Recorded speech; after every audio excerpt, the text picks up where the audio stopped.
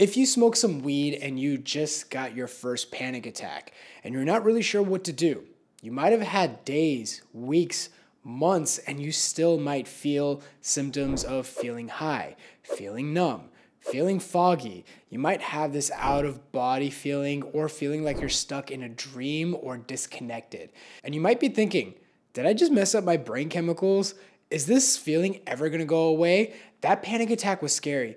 What if it comes back? Well, if you're experiencing any of these things in this video, I'll be showing you exactly what's going on and what you can do to begin overcoming these symptoms once and for all. Now, first things first, it's always important to make sure you've gotten everything ruled out by your doctor.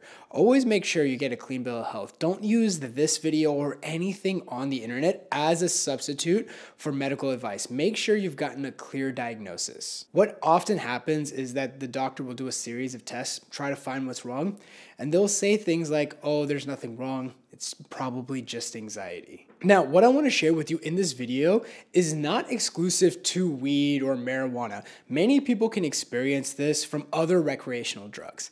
In fact, many people can experience this without any drugs at all. What's keeping you from experiencing these symptoms constantly has nothing to do with the weed anymore.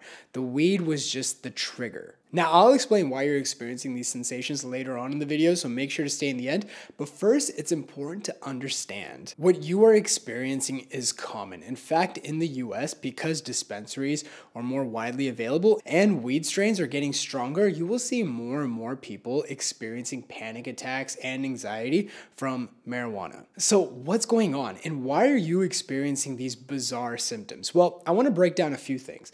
The first thing I want to explain is what we call a panic attack. Now, this might have happened while you were smoking some weed. You weren't sure what was going on, and you may have had really intense symptoms. These can be heart palpitations. You might feel dizzy. You might not feel like you're getting enough oxygen, meaning you're feeling breathless. You might feel like something's wrong, but you can't pinpoint what it is. This is often a sign of a panic attack. Now, we use the term panic attack all the time in today's day and age. However, when you experience a panic attack and you don't know that it is a panic attack, well, it can be very scary. In fact, you might have even had fears that you were dying. A lot of people, when they experience their first panic attack, might rush to the ER, or they might even call an ambulance. So did the marijuana induce a panic attack? Well, yes and no.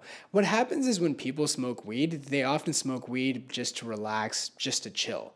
And what happens is people are often dealing with a lot of stressors. That has nothing to do with smoking weed. You might have relationship issues. You might be dealing with work stress. You might have a big stressor that's very personal and you're not sure how to deal with it. And so what happens is oftentimes people smoke weed as a way to relax. Now, what happens is that oftentimes as a way for our body to relax is that it burns off excess adrenaline. This happens from being stressed for a prolonged period of time. Again, stress is a part of life and having stress is normal. But what happens is that when people are smoking weed or they're taking some sort of recreational drug, it's to feel good in the moment. It's to have the body relax. And so what happens is that the body starts burning off this excess adrenaline.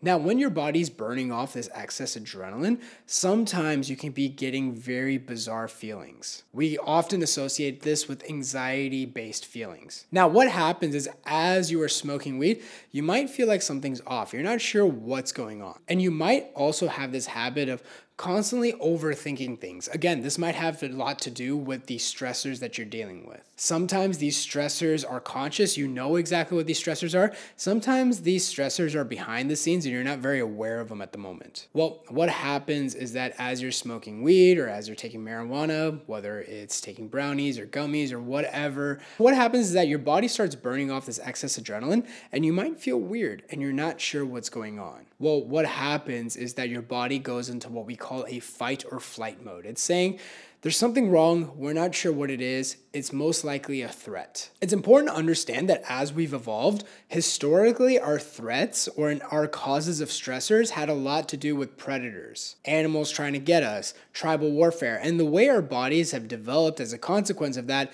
is by learning how to fight something or run away. Why is this important? Well, as you're experiencing these symptoms, you're not sure what it is, your body starts gearing up into this fight or flight mode. It's basically preparing you for a threat. And what it does is that it releases all the adrenaline. Now, what happens when your body releases all the adrenaline? Well, you start taking in more oxygen, your pupils start dilating, your heart starts racing, and your blood moves to your extremities.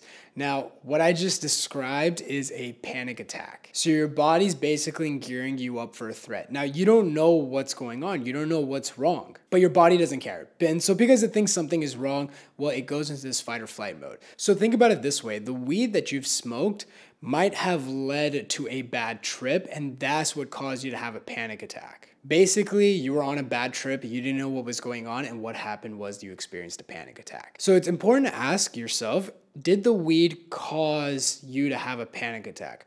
I would say no, because there's a difference between causing a panic attack and being a trigger to the panic attack. The weed was just the trigger. And it's important to understand that many people will also experience this having nothing to do with smoking weed. In fact, when I fell in the cycle, it had nothing to do with weed. I was just at work. I was stressed. I didn't know what was going on. I just kept going.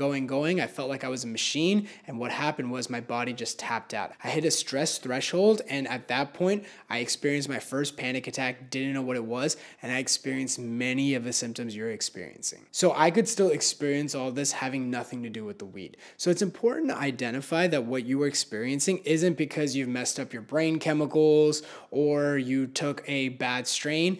A lot of it has to do with the fact that the weed might have been the trigger, but you have now fallen into the anxiety cycle because you're not sure what's going on. Now, before I discuss how to overcome this as well, the other symptom I want to describe is what we call derealization or depersonalization. This is very, very common.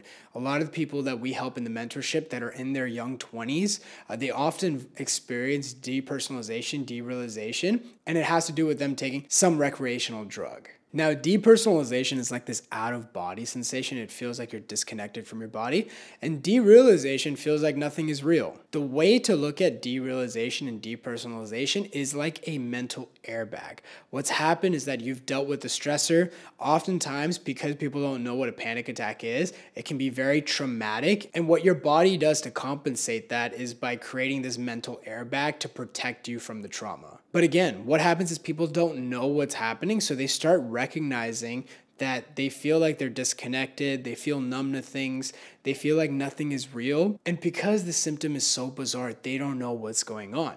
And so what happens as a consequence is that they start developing anxiety around these feelings and sensations. It's important to understand that as uncomfortable as these sensations might be, they are completely harmless. In fact, it's a survival mechanism.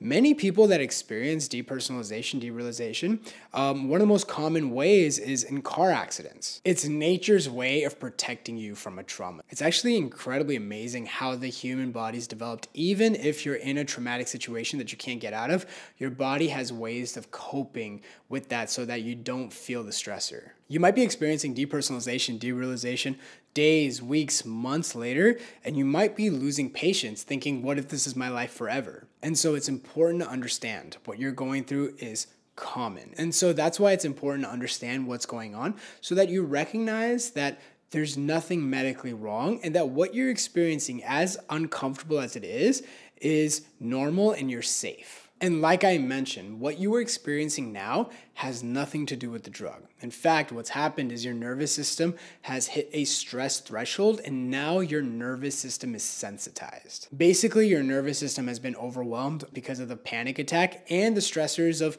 you're not sure what's going on. So your nervous system is on high alert, and as a consequence is that it's very sensitive. Now small triggers create an over-exaggerated response by your nervous system. You can have this mental airbag, you can have panic attacks, you might have digestive issues, you might have all these bizarre symptoms and sensations. And the frustrating part often is when you go to your doctors and they say nothing is wrong. So what's the antidote to this? Well, first is education. Again, there's nothing medically wrong with you, and what you're experiencing is not dangerous, even though it's uncomfortable. But really, it's understanding what's going on. If you want to learn how to desensitize your nervous system, I'll put a link down below to a desensitization blueprint. It basically helps you understand how the nervous system works, what's keeping your symptoms alive, and what you can do to desensitize your nervous system. In fact, you will see in that desensitization blueprint that the number one way people fall into the cycle is by taking some recreational drug. That's at least the most common that we see as we help people overcome their symptoms. Now, I want to share with you a story of a member we had in our mentorship program, our anxiety recovery mentorship program, and this was about a couple of years ago. And basically what happened was she was at a campfire and basically smoked some weed and had a panic attack. She experienced derealization, depersonalization, felt like nothing was real, felt out of body, all the sensations that you might be experiencing. And what would be interesting is that because she was in the woods, she was in the forest, anytime she walked past trees, she felt very derealized or depersonalized. Her panic sensations would come back.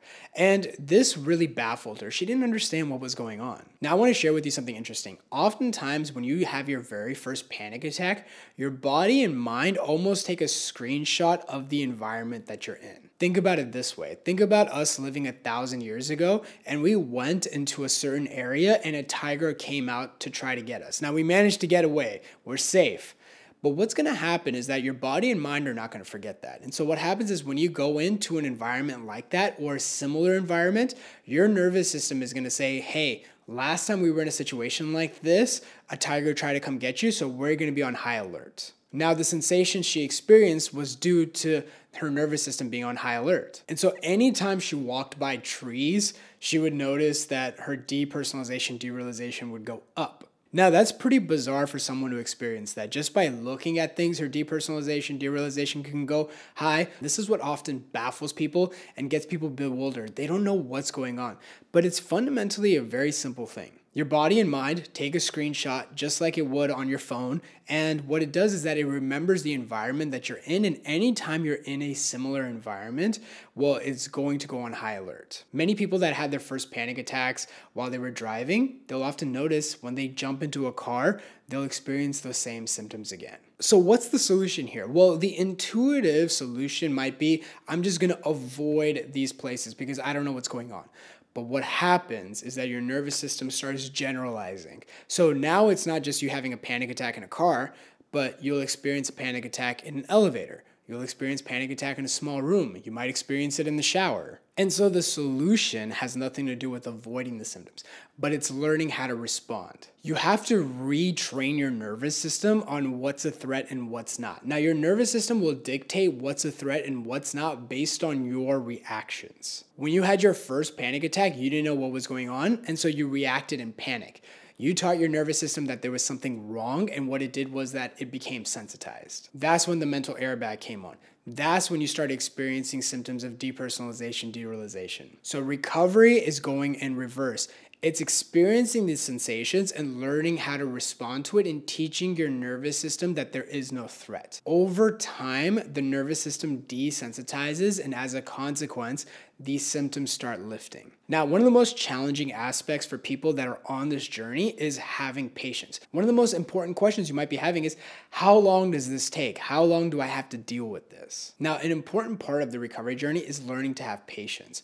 What happens is when people realize that they have to learn how to respond to their symptoms and then go back to living, what they can often do is they'll go back to living and they'll be like, wait, is my symptom still there? And they will constantly check. In fact, they often develop a compulsion of constantly checking in. Is my depersonalization there? Is my derealization there? Are my anxiety symptoms there?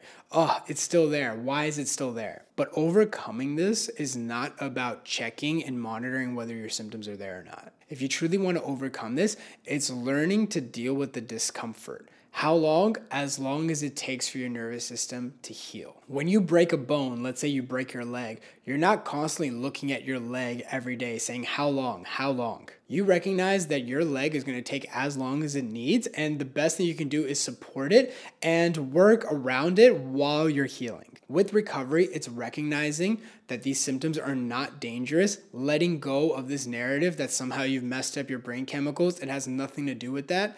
Learning to deal with the discomfort and going back to living. Over time, these symptoms lift, but you're not measuring your progress based on the symptoms being there or not. That is probably the hardest principle to grasp out of all of this. It's recognizing that you'll have days where the anxiety will be higher than normal, but that doesn't mean you're going backwards. The metric, the benchmark of overcoming this is not being bewildered by these symptoms. Recognize you're safe and recognize your body is going to take as much time as it needs to heal. Doing all this while responding to your symptoms will lead to long-term freedom.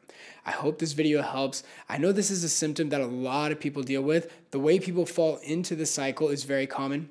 And as you deal with this, you'll get to long-term freedom where these symptoms will lift and you'll go back to living fully and freely. A great way to facilitate this patience and responding to your symptoms and focusing on long-term freedom are success stories. And so what I'm going to do is post a bunch of success stories down below in the description box. I'll also put it up here of people that have fallen in this exact same way. Now they're gone back to living and they share their tips and stories on how to overcome it as well. I hope this video helps and I'll see you in the next one.